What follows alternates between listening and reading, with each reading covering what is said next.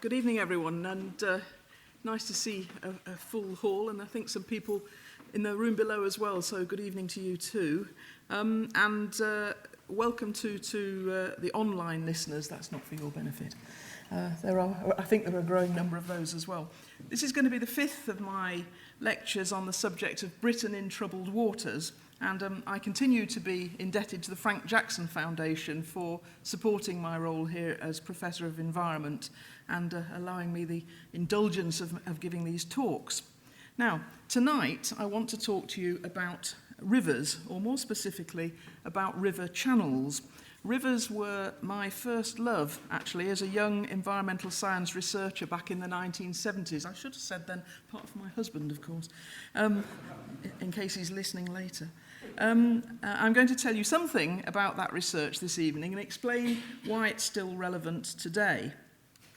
My research 40 years ago concerned the impact of urbanisation, the construction of buildings and the laying down of roads and sewers and so on British river channels. Now, as we'll see later, I'm not referring here only to the direct effects of rivers being engineered or diverted into concrete channels, this sort of thing. So I'm not referring specifically to that, although we will touch on that in a minute. But I'm talking more about the indirect effect of changes in the flows of water and sediment in the catchments, the river basins around these rivers. Changes in the inputs to river systems make the channels, the river channels' shapes and sizes alter. They give you a kind of living laboratory, and they show how rivers in a more general sense adjust over time by eroding and by silting up and so on in different places at different times to keep a balance with their surroundings. Now, my research was undertaken at a time when urban environments were not very comprehensively planned, and river landscapes had largely escaped the attention of all but the dedicated civil engineers. Once somebody had put in some sewers to take the surface water off the roads, linked it up to the nearest small stream, any other consequences other than whether it had taken the water from the road tended to be ignored. So as such, in the 1970s, it was a time when one could explore the science of what is called fluvial geomorphology. That's not one to drop into your pub conversation, probably, but fluvial geomorphology without worrying too much about whether what you were actually looking at was something entirely artificial. The bulldozers had not really yet encroached in a major way directly on suburban river channels. So it was a genuine laboratory. And later on that became less true, and urban channels in particular were very much altered by bulldozers and consequently of much less interest to a geomorphologist. I should say, as an aside, the 1970s were also a time when many urban rivers were extremely polluted with a range of effluent, and as a consequence they were rather challenging to explore. I did have a particularly, in retrospect, amusing, but at the time rather horrifying experience when I was wading about in a river somewhere in the north of England, and I can't possibly give you the accent, but a man with a North Country accent said something along the lines of, lass, that river runs red when they're operating up at hospital, which, didn't fill me full of confidence, really. Right, now, why is this research still relevant? Those of you who have been kind enough to attend previous lectures will have heard me talking about climate change potentially creating new regimes of very intense rainfall and drought, and producing new kinds of flow regimes for rivers, more floods and more low flows. To my mind, the impacts of urban development on rivers offer a model of what we might also expect to happen in the future with significant climate change. And that's something worth knowing about. So that's the first reason. The other reason that the research stays relevant is that we have begun to landscape our rivers artificially in ways that have never previously been attempted, to restore them when they have been obviously and seriously damaged. So it's worth knowing a little bit about the history and how they might react to our rather puny interventions, I have to say. Perhaps sometimes they fight back, or sometimes they just give up and die. And you can see here, of course, that I've got a rather anthropomorphic view of rivers. I have a view of them as having personalities, so you'll have to forgive that one. Now, you can see here a couple of images of the Thames. This is our local big river flowing towards the North Sea between skyscrapers and under bridges and dotted with boats and looking rather beautiful, serene even. By contrast, if we look at something like this, which is in Manchester, it's deeply unattractive. A brick lining, industrial debris, a lack of wildlife, although actually, as I discovered during my research, there's often quite a population of rats and some foxes. Foxes enjoying a diet of discarded fast food, actually, is my experience. But anyway, not a very attractive picture. But if we take that and then we move to something like this, this is a local river here in London, the Ravensbourne. Some of you may know it or live near it, in fact, that was in the past polluted, and it was straightened and realigned and hidden away, and now it's been brought back to light as an attractive feature for people to enjoy. This is a process which is called river restoration, bringing back to life a river that was ecologically and aesthetically dead, and also involving, as we see here, local people in choices about the river's rebirth. So to many people, it looks like a great improvement.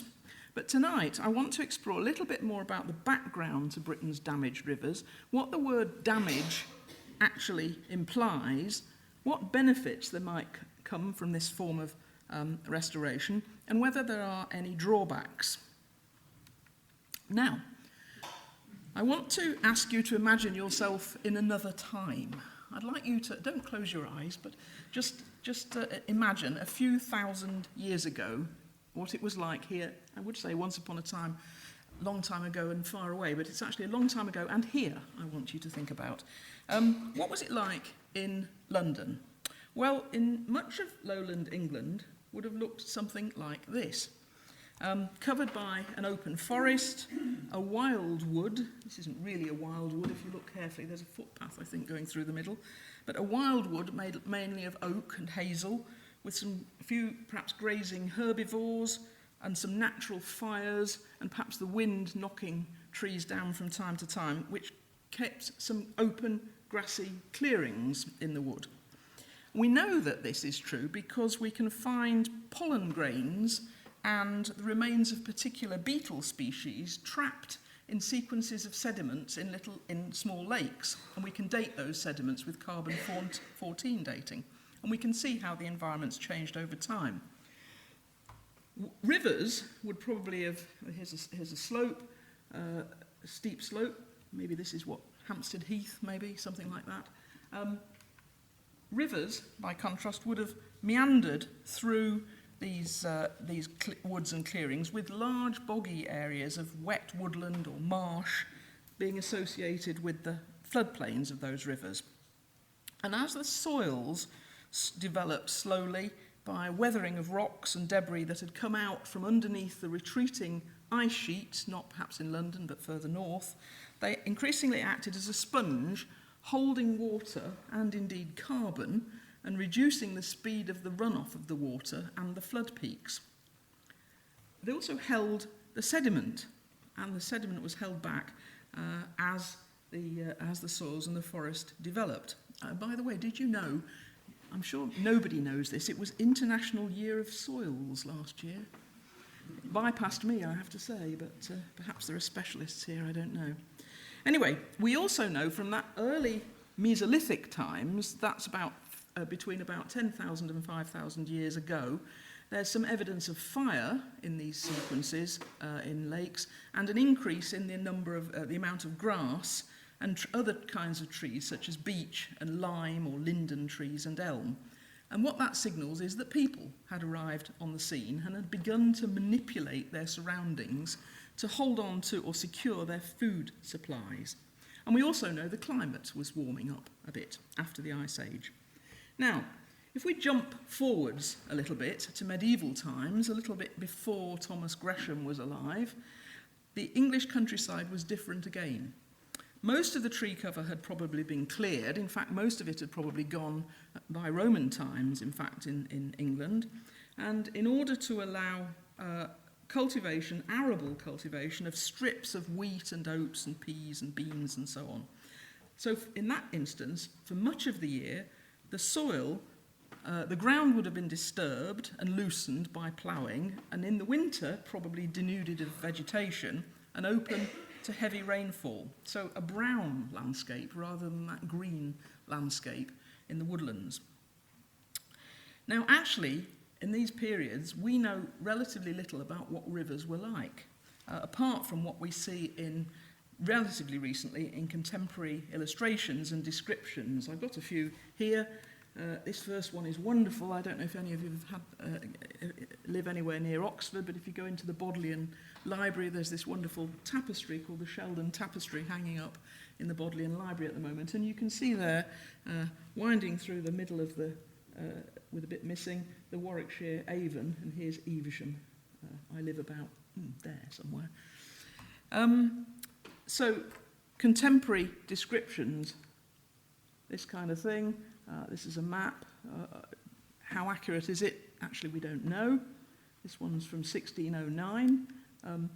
Sometimes you get these wonderful engineering plans. These are bridge plans built, drawn up and beautifully painted in the 18th century. This one's in Devon, and you can see at the bottom here, here's the cross-section of the river, and a little bit of its course there, but you can see the size of the river there. But again, we don't know much about its accuracy. Here's something even more schematic, probably. Paintings. This one's a Constable of Hampstead Heath, about 1830, and you can see there's bits of river and channels and so on in that. And here's a much more recent one, a 19th century engineering plan. These were drawn up, I think, actually by Brunel, these ones. And again, we can see the original stream channel here. It's got a wall on it, this one. And then what they were planning to do in this particular case to engineer it, because there was going to be a railway going through. Okay, so we've got little bits of information, but the information is very partial and it's probably very inaccurate.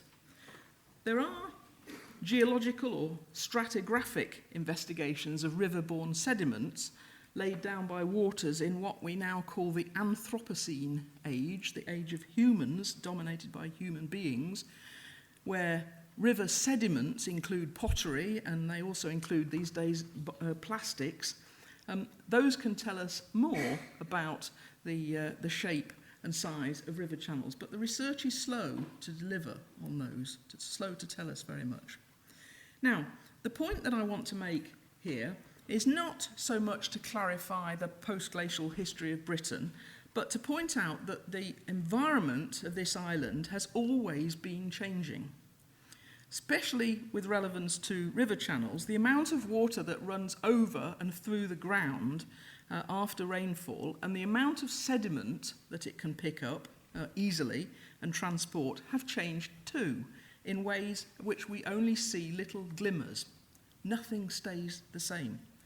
So this is as equally as true for areas that we might call rural areas today as those that we call urban. Most of our rivers have not been pristine for millennia, and they don't really reflect today some sort of lost Elysian world. There never was such a world. Despite the attractiveness of small corners of land like this, for example, our rivers have for thousands of years been degraded by some agency, including people. Now let me just return to my earlier thread about the science of fluvial geomorphology. The natural forms of river channels, not rocky channels, but channels with silt and sand in them, it's a function of the flow of water and sediment that move through them. The channel carries various types of sediment from the catchment area, derived from the catchment area over which the rainfall has fallen. And importantly, they flow through sediments that they themselves have carried at some past time. Now, what this means is that the channel is a response to a very complex set of forces. The water carries the sediment, but the sediment also influences the form of the channel and hence the nature of the flow in the channel, a very complex interplay. The sediment is also sorted out as it flows through. As you can see on this diagram here, you get pools and riffles. I don't know if you have any fly fishermen in the audience, but pools and riffles, gravel bars, sandy ripples, clusters of gravel and so on. And also the channels shift. They cut new pathways, as you see here, new pathways through the floodplains, particularly at high flow, and they fill up old abandoned channels, and they occasionally encroach and undercut hillsides.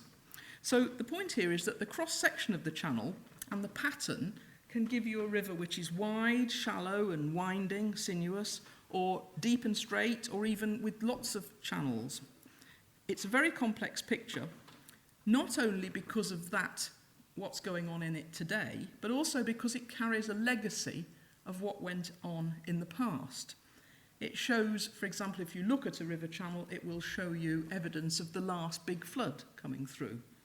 It will show you, perhaps in some places, huge boulders that were brought not by the river, but by ice sheets, and they're still there. So we have this very, very complex arrangement. On top of all of that, we have inorganic, on top of all that inorganic debris, we've got a further layer as well. We've got biological component. Rivers, this is the Warwickshire Avon again that we saw on the tapestry. Rivers can teem with life, and they can support an amazing variety of ecological assemblages, some of which we value and some of which we don't. Go back, there we go. Some of which we value, some of which we don't. But the form of the channel is influenced by the vegetation as well, particularly trees. Trees are very important. We've seen already that they were important in the catchment, in the river basin, but they were also important because they stabilised the banks of streams to a certain extent as well. And so were animals such as these guys, beavers in the past.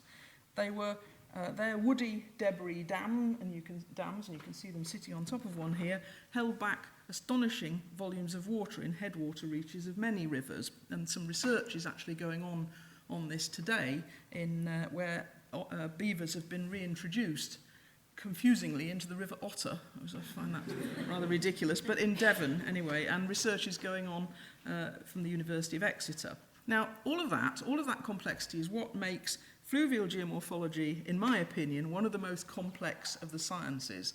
I think physics doesn't get a look in comparison with this. If we want to understand something about river channel form in any detail, we have to use a whole battery of techniques: geology, sedimentology, physics, biology, maths, chemistry, archaeology, history, and so on. And we have to understand something about what makes the river tick. Now, let's go back to this. The advent of large-scale urbanisation in Britain undoubtedly created some big changes to anything that we might have regarded as a natural channel.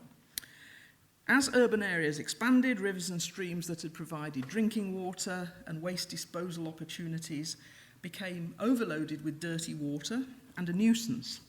And in cities, smaller streams were covered over and lost, becoming mere sewers discharging into the Thames. There are, though, a few legacies. I don't know if any of you have read this wonderful book, The Lost Rivers of London. Yes, there are people nodding in the audience, by Nicholas Barton. It's freely available, very cheap on Amazon, actually. Unreasonably cheap, I think, probably. He describes using a variety of sources to find these rivers again, and you can see the names of them: the Fleet, the Tyburn, the Westbourne, the Ravensbourne that I had a photograph of is just off to the east there, and the Walbrook, of course, that ran round the outside of the Roman wall of London. Now, the legacy, where are the legacies? Well, this sort of thing here. There's the river down there, it's just off the bottom of the map, but it's there. There's another one, Fleet River Bakery. I don't think it's anywhere near the Fleet, actually, but nice title. There's some that we don't recognise. Port Pool Lane must relate to some hydrological feature of the past, I'm sure. Fossil rivers. The most lost, I have to show you, and some of you might smile at this one, how many of you have seen this? This purports to be the Tyburn. It's in the basement of an antique shop, and it has a sign at the side of it which says here, the river still rises, blah, blah, blah. There's still one place that the clean and running water of the River Tyburn may be seen, and that's in the basement of Gray's Mews. I have to say that I think if you look carefully, the electric pump and the goldfish probably suggest that that's not exactly what's being described here, and makes me wonder about the antiques actually as well.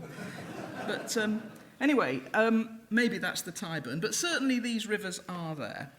These rivers became totally polluted, of course, in time. In 1810, we were told that about 400 boats fished the Thames between Deptford and London Bridge, and they provided all sorts of different fish, including salmon, to a growing and hungry but very poor, by and large, population.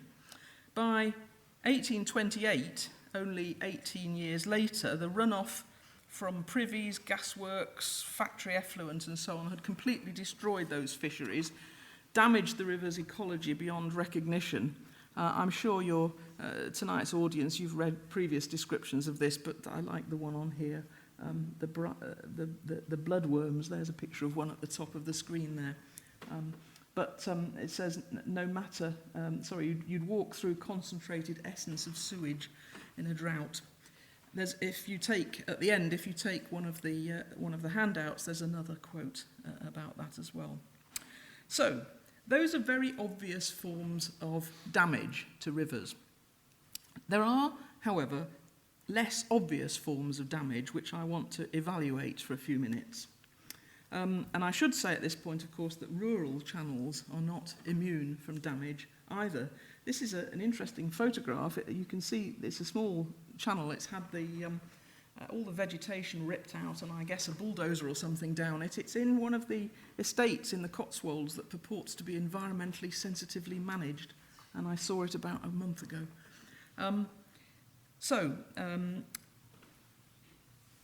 Rural channels not immune from this. Now, if we stick with urban areas for a minute, there are a number of ways in which water systems interact with the river channel. In the 19th century and earlier, we had built-up areas that were drained into one or two sewers, and there were one or two privies and so on, and we probably would have something of this sort, where a few drains, and perhaps later on somebody introduced some sort of sewage treatment plant. So any drains, you can see there the urban area, some perhaps one or two drains, perhaps even draining into the river, but perhaps most of them what's called combined sewers, being taken away and the water treated somewhere else and then put back into the river. That's an old-fashioned arrangement, and if you imagine what happens to the river in a flood in that arrangement, here's time along this axis here, and here's flood flow or water flow, and over time the water, if the original flood was something like the dotted line there, the new flood actually would be lower in that arrangement because some of the flood water from the catchment has been taken away. That's not what most contemporary urban areas have, though. Most contemporary urban areas have this sort of arrangement where they have a lot of sewers draining straight from the urban area into the nearest watercourse. And that's going to give you more flow in the river, particularly after rainfall, and we know there's been a lot of political shouting about this recently. If you look at the pattern of flow, you see whereas the original looked like followed the course shown in the dotted line here, it rains, the water level rises and falls.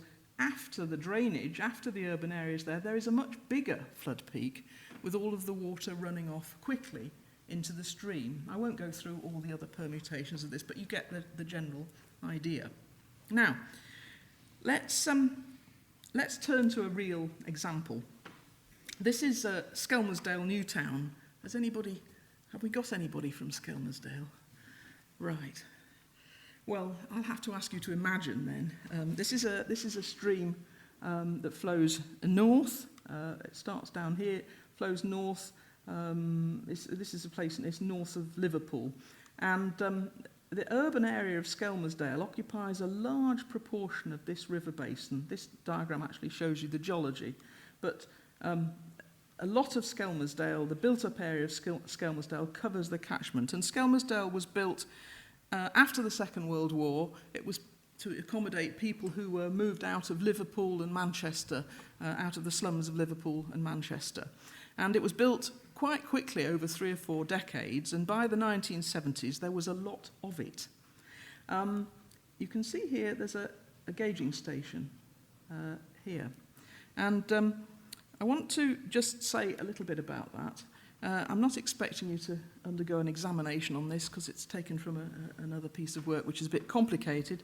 But what I would ask you to look at is the flows along the bottom here, just for a short period of time in the 1960s and 70s, which in fact was all the gauge records there were for this river. And you can see that the flow goes up and down, but that generally there's some kind of general increase over time. Okay, so it's generally going up over time. Part of the problem with this was the gauge kept being vandalised. Local youth thought it was great fun to throw bags of concrete into the mechanism of the gauging station, so that's why there are big gaps in it, and it's not like here, for example. There's a 2 or 3 year gap before anybody got round to trying to sort it out again.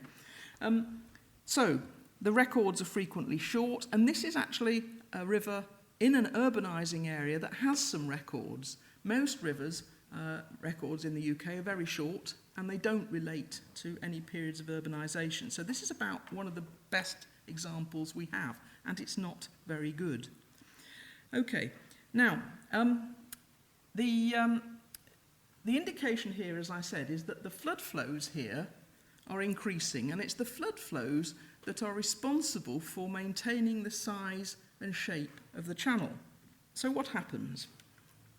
Well, sometimes we can see very clearly what's happened. If you look at this river here, here's the river, it started to cut back behind a sewer outfall. So the river's actually, there's a lot of grass and loose vegetation here, but the river is eroding quite quickly around the back of that structure. Here's another example. It's quite a mess here. We've got erosion over quite a wide area. We've got the river bigger than it was before and shifting rapidly. Here's another example. There's a friend of mine who now has no hair at all. You can see here he's sort of red. Redhead. I'll have to tell him to watch. The big amounts of erosion. This one's in Stevenage, actually. And here's some more. This is in the outskirts of Leicester. You can see here there were trees here, and they've fallen down where the river has cut back around the trees. This one I particularly like. This is in Skelmersdale. This is in Cumbernauld, is another new town in Scotland. And if you look really carefully, you can get an idea of the scale of this, because down here there's a shopping trolley. So this is a very, very big hole that's been carved out by the water running along the bottom here, leaving this side channel hanging. Okay, so it's a big problem. Now, what this leads us to is what you can call here a conceptual model. This is a model that you might have in your head that says what's going on here. So what we've got along here is time. Okay, so as we go from left to right, time is progressing. Now, what happens as you build a town? Now, many of our towns, old towns like London, have been here for centuries, but I want to imagine now that you build a town quite quickly. So what happens? Well, here's what the river flow looks like before you start building. It's going up and down, but then when you connect up a set of sewers, you start to increase the flood flows, and they start to go up, and then when you stop building, you stop adding to it, you've reached some new sort of plateau level, and the flow is probably more variable as well. So that's the flow. But we also know that channels are partly related to the sediment. that's in them. So here's what happens to the sediment in our mental model. So we've got sediment coming into the river down here, and then suddenly we start ripping out all the grass and building roads and houses and so on. So this massive amount of sediment suddenly pitches into the channel. And then gradually, as it settles down, it falls away again, like this. Something of this sort. In terms of rainfall, well, nothing much happens to rainfall, probably, but if cities get really big, you get, if increases in the rainfall, they trigger their own rainstorms. This happens certainly in London. London has its own distinct and unique climate. So you reach some sort of point where you start to get some minor rainfall effects. And so again, the rainfall's higher. Now, how does this translate into what goes on in the actual river channel? Well, this is a guess. So here's what I've called channel capacity, the size of the channel in cross-section.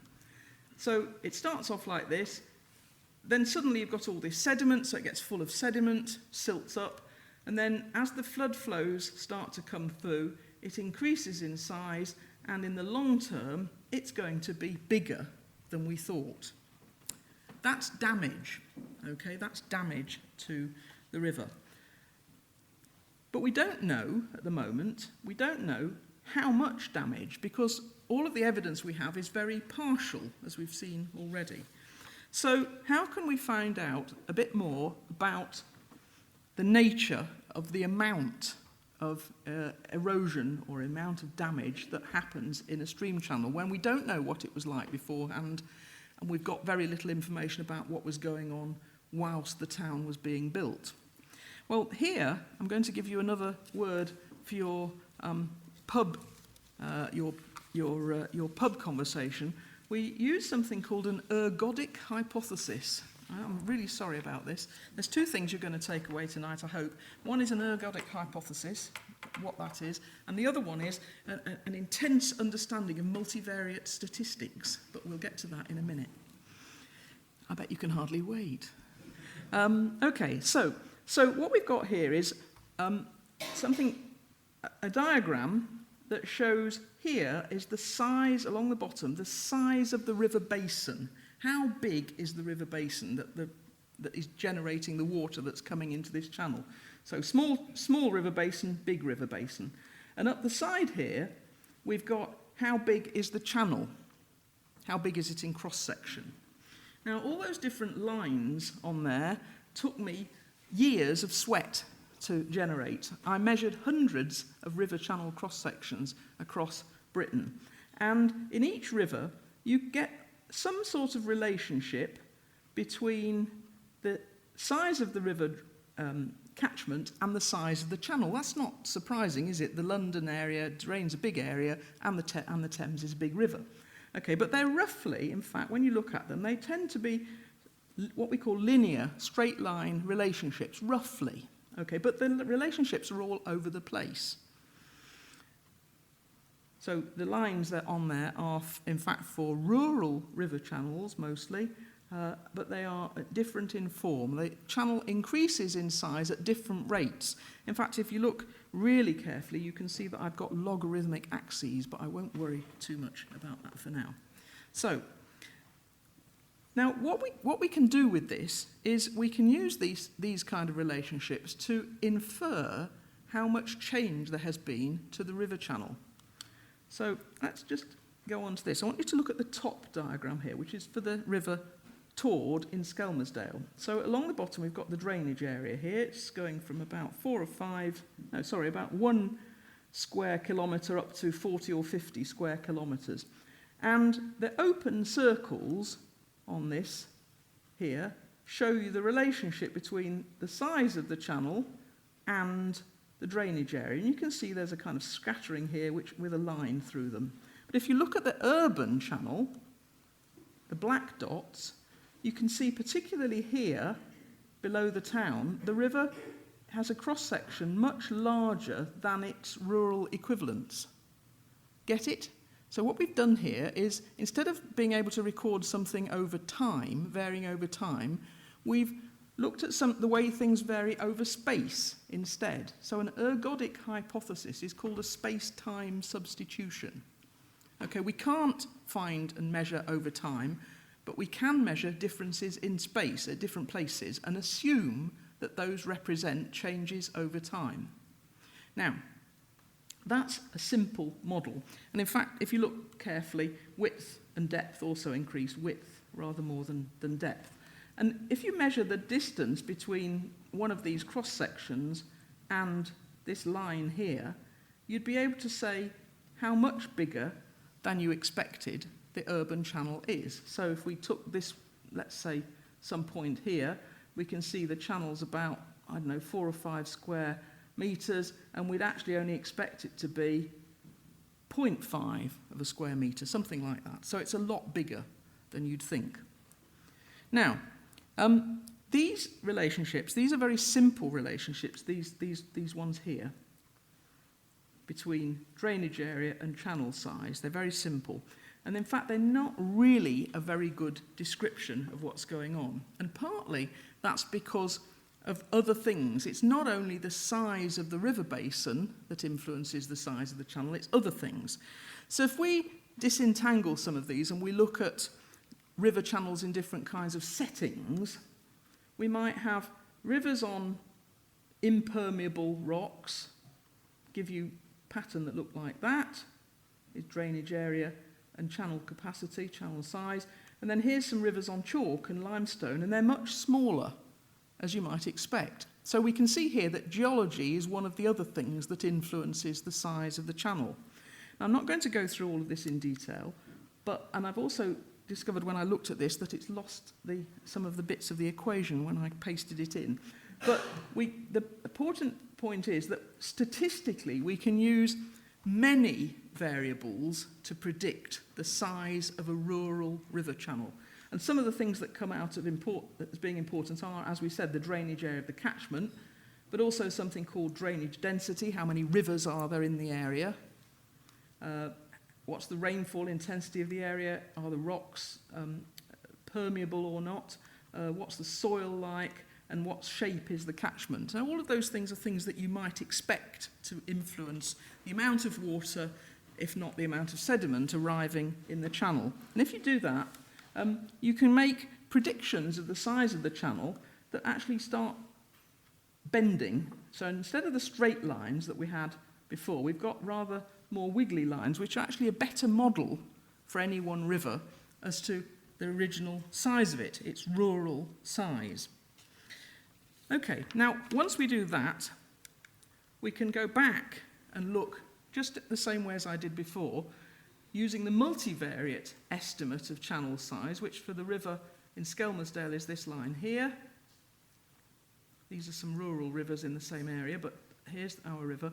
And there's those cross-sections below the town. And you now can, if you look at the distance between where you'd expect the channel size to be and where it actually is, you can now precisely say how much erosion has taken place in the channel. And what we find, if we look at this particular channel, if we go downstream from the headwater of the channel down to much further down the river, here's the sewer, here's the town, all the sewers, and what we find is that there's some urban areas up here as well, and the channel's a bit bigger up here, but after it goes through the town centre, it's enormous. And then it gradually falls away again as we go downstream, and it ends up 2 or 3 times the size that it was before. And this is able to give us a more precise indication then of how much damage there has been. Here's another example. I won't reflect on it too long. It's closer to here. I don't know if there's anybody here from near Romford, but here's the Ingrabourne River and near Harold Hill. And actually this river is particularly interesting because it's got some very good maps, early maps. And from those you can do this kind of analysis that shows you changes in the course of the river. And you can do that same analysis showing what's happened to the cross-section of it. So as you go through the urban area, which is a bit older than the Skelmersdale, it gets to be about twice or 1.5 times or twice the size that it was before. Okay, so there's that. Now, you can take this one step further. What I've done here is to look at how much erosion would you get if you built up an entire river basin. Okay, now, something like the Thames, you can't build up the whole of the Thames catchment. Well, we haven't done so yet, anyway. But if you could, the line here, this one here, says, well, if there's no urban area, the ratio of the channel before to after is 1. Okay, it's not altered. But if you were to build up 100% of the catchment, the channel size would be about 3 or 4 times the size you would expect. Okay, so this is a way then of getting at the damage to these channels.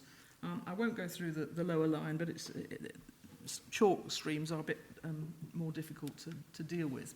Now, let's switch over to the beauty. I love this. I spotted this in a shop window recently, and I have to say that I'm still waiting for the loveliness to arrive, personally, but the shop evidently thinks it will. So here, when's the beauty going to arrive in these rivers, when we restore these rivers that have been damaged? Now, we do have many small, ugly rivers in the UK. I'm indebted, actually, to Sian de Bell of Leeds University, who sent me these photographs very recently. She's researching one of these rivers. This is the River Medlock in Manchester, and it looks, when it was started, this one's been directly engineered, but parts of it also are eroded as well, and there's bits of concrete and so on in it. But work's going on to restore it, so they've started to take out some of the walls to deal with some of the erosion, and have ended up with something that looks a bit more like this. Now, this is a river restoration project.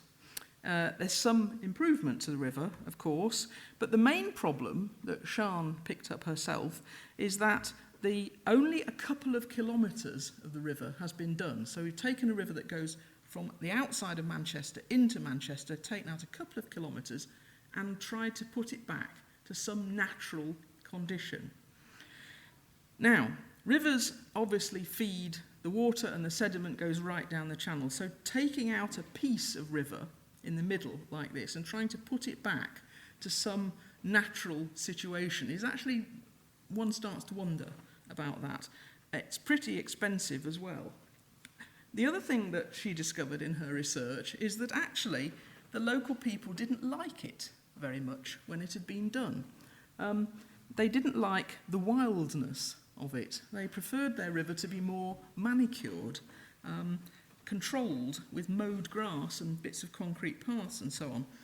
Here's a picture of the River Wandle, a bit closer to here. This one has been what's called rewilded. Again, some of the structures have been taken out, some planting, this one's settled down a bit, and planting new shrubs and a bit of engineering works as well. And the effect in this case is a bit more natural. You recognise him? He's always there, isn't he? Right. He's very keen on river restoration, evidently. Here's an example from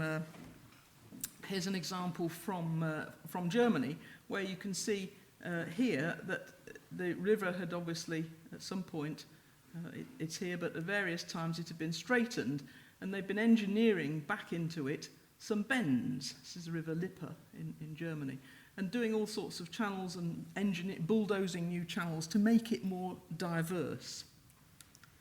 And it looks like that now. Whether people like it or not, I don't know. That site actually was first altered in Roman times. And here's another one here, the River Vale in France this time. So you can see what they did here. The river used to go somewhere through here, and there's a gravel pit, and they've engineered a new river, a windy river, going round the edge. And this is, again, an example of river restoration. There it is. There's the actual river there, winding its way through the grass. Now, I want to show you, and there's another one here where they've taken out some concrete structures and replaced them with boulders. Okay, and that's also river restoration. And there's one that you'll really like, I think. You can see they've put some wooden things in here to make the water bend around, but if you look further back, it stops. You see there? It's just a little tiny bit that's been done. Okay. Now, I want to show you... The Western Adur runs through the Knepp estate in West Sussex. This is now at the heart of the largest rewilding project in lowland England. It's based on a naturalistic, organic grazing system using free-roaming ponies, cattle, pigs and deer. Much of the river was canalised in the 19th century. The challenge was to return the river to its floodplain, allowing dynamic natural processes to return. The Adur is created from surface water, which means that here, in the upper reaches, it can slow to a trickle in the summer, but in winter, with saturated clay soils and heavy rainfall, it can swell to huge volumes. Draining the land for agriculture has increased the speed that the water runs off the land. Our aim has been to reverse this process, slowing the water down and allowing it to stay on the land for longer, as it used to, and to create a myriad of water habitats. We began by simply filling in the old canals just behind me and returning the river to its old meanders, which you could see across the floodplain. And there we created channels for both summer and winter flow.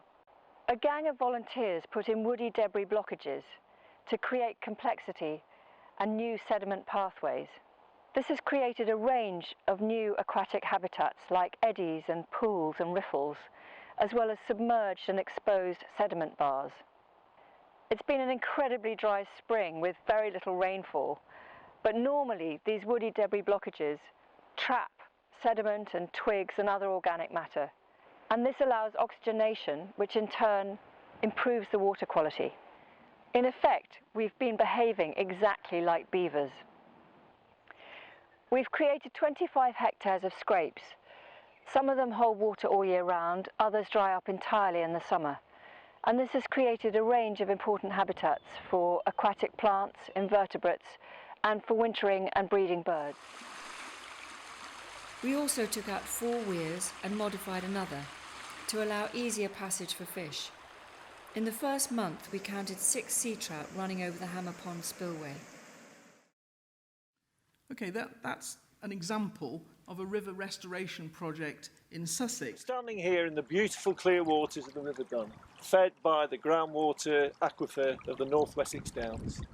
It looks idyllic today, but the Dun is a tributary of the Kennet, and that's a catchment where for the last 20 years the Environment Agency and a whole host of partners have been working hard to improve the health of the catchment. The SSSI status of the Lambourne and part of the Kennet has been a major driver for a lot of the work that's been done, ranging from abstraction reduction through to some excellent collaborative work with the Canal and River Trust to address problems arising from the Kennet and Avon Canal. Natural England have led a catchment-sensitive farming project in the Upper Kennet for many years, recently working with catchment hosts Action for the River Kennet, who have led a scheme in Marlborough to ameliorate road runoff through wetland creation and have galvanised the local community in many other projects. There has been an impressive range of habitat restoration work on the Kennet and Lambourne over the last 15 years or so, involving rehabilitation and restoration of natural processes and physical habitats on a third of the length of the Lambourne and over 13 kilometres of the Kennet. Okay, now what's being shown here is that clearly some of these river restoration projects can have some value. And the Environment Agency actually evaluated projects in last year and 6 years worth of projects, and they said that there were positive outcomes for some of these. But there are some big problems with river restoration, which I just want to touch on before I end. For example, I've seen a scheme in Austria where a steep river was engineered in the 20th century to stop gravel and shingle coming down too quickly into the urban area. So they put lots of small concrete weirs into the river to hold back the transport in this fast-flowing water. And to release some land, they constrained the river channel to release land to build chalets. It was an experimental scheme, removing these weirs from a couple of kilometres of the channel and giving the river a bit more space to meander and planting some trees. Now, the problem with this one is that the river section is so short that the river hasn't re-equilibrated, if you like, with its environment. And what they have to do to keep it functioning is they have a constant procession of trucks picking up gravel at the bottom and taking it back up, putting it back in at the top.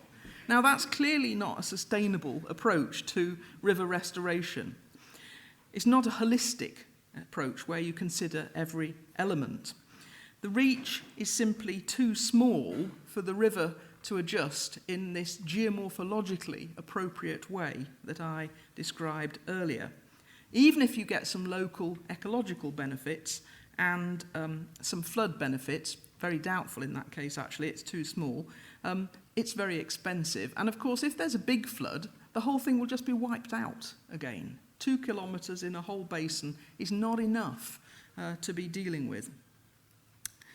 Sometimes, of course, we end up with schemes which are very highly landscaped, and I just showed you a couple here. I think they're quite attractive, but they're not really river restoration schemes. They are landscaping. Now, what I want to pose for you is this little dilemma. Oh, there's another example of sort of at the bottom right there, a scheme for part of a river restoration scheme. I mean, it's very, very tightly engineered. I mean, it's quite attractive. They've taken all the shopping trolleys away, but it's not what I would regard as a rewilded river or a river with any sort of geomorphological significance. So I don't like its personality. Now, scientists and decision makers are therefore faced with a dilemma in this complex situation. What should we be doing for the best? Now, I've previously talked about the work of Roger Pielke, who talks about the different potential roles that a scientist can play when advising government or similar agencies. And he describes it in 4 categories here. He talks about pure scientists, arbiters, issue advocates, and honest brokers. Now, I described it here, I've put this on in a previous talk as well, in terms of answering the question about where shall we go to eat, right? And the pure scientist says, here's a set of guidelines on diet, and just gives them. And then, or you say, well, you can ask me some questions and see if you can work it out. And then the third one here says, well, this is what I think, I'm a scientist, I think you'll really like Italian food, so go here. And the fourth one says, here's a really comprehensive review of the advantages and disadvantages of different kinds of actions. Now, on the right-hand side here, I've done it the same for river restoration projects. What should we do given these damaged rivers, these rivers with erosion, with ecological damage, with concrete, with all sorts of problems? And I have to say that in my own case, I think I'm increasingly over time, I'm going for this one. I'm just thinking, right, what we just need to do is it's too complicated, so we just tell the politicians what to do. Now, whether, of course, they will listen is another issue. We know at least one's fallen for, metaphorically, a river restoration project, but many may not. The other thing that I want to flag up for you is some thoughts about river restoration projects, the challenges. And there are a number of challenges, I think. First of all, first challenge is that the catchment of the river and the sediment and water that feed into it need thinking about. Something has to be done about the catchment as a whole, which might include the very tricky task, for example, of tackling the activities of farmers in the headwaters of the rivers and what they're doing, as well as the erosion from urban areas and the sediment patterns and so on, and sediment changes that can enlarge channels. Without reflecting that, any restoration scheme is going to have a very short life, which is money, metaphorically, down the drain. So that's the first thing.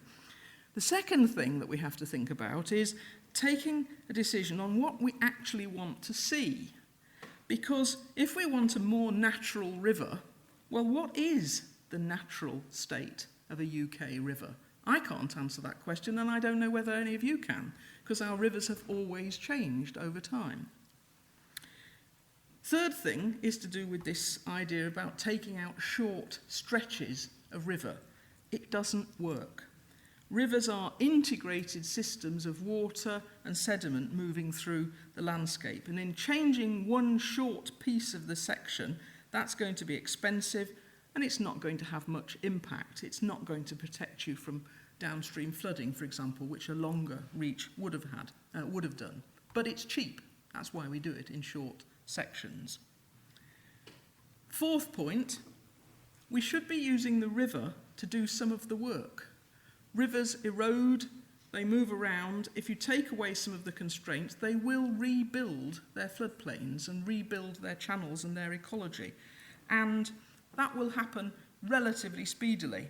If we ignore the activity of the river itself, it's going to be quick. We put the bulldozers in and so on, but the river may not like it. It may exert its personality and do something that we don't expect. And finally, and I think this is important as well, scientists need to recognise that there might be local opposition to wild rivers in urban areas. I showed you the pictures of Manchester. The research that's going on there suggests that many people today prefer their rivers to be manicured and to be kept within rather close cropped boundaries, padlocked into a rather small space. And so I suppose the final thought that I want to leave you with is, in the longer term, it's our attitude that may have to change. We have in this country something called Keep Britain Tidy. We seem to like tidy rivers. And in fact, what we need to do is we need, I think, to move to a position where we accept that the best river schemes are messy. And messy, like this, can be beautiful. Thank you.